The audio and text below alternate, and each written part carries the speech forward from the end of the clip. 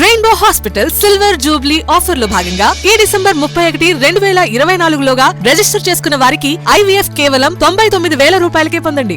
మణిపూర్ మళ్లీ మండుతోంది. కొన్నాళ్లు ఆగినట్టే ఆగిన హింస మళ్లీ చెలరేగింది. నివురుగప్పిన నిప్పులా మారడంతో అడుగడుగున భద్రతా దళాలు మోహరించాయి. హింసకు సంబంధించి 3 కేసుల దర్యాప్తును NIAకు బదిలీ చేశారు. మణిపూర్లో కల్లోల పరిస్థితులు నెలకొన్నాయి. పరిస్థితిపై హోంమంత్రి అమిత్ షా కీలక సమావేశం నిర్వహించారు. భద్రత కట్టుదిట్టంగా ఉండాలని ఆదేశించారు. ఈ క్రమంలో అదనంగా 50 కంపెనీల కేంద్ర బలగాలు మోహరించాయి. మొత్తంగా 5,000 మందికి పైగా భద్రతా దళాలు మణిపూర్లో గస్తీ కాస్తున్నాయి. హింసకు సంబంధించి 3 కేసుల దర్యాప్తు బాధ్యతలను NIA తీసుకుంది.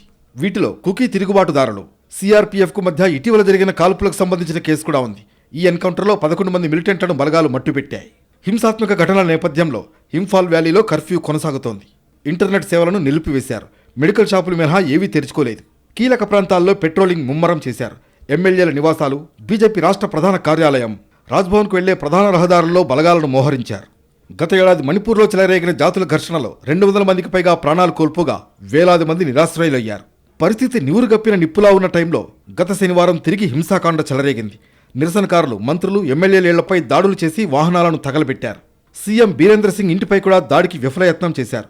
ఆందోళనలను అదుపు చేసే క్రమంలో భద్రతా బలగాలు జరిపిన కాల్పుల్లో జిరిబాం జిల్లాకు చెందిన యువకుడు ప్రాణాలు కోల్పోయాడు. ఆందోళనకారులు బీజేపీ, కాంగ్రెస్ కార్యాలయాల్లోకి చొరబడి ఆస్తుల విధ్వంసానికి పాల్పడ్డారు.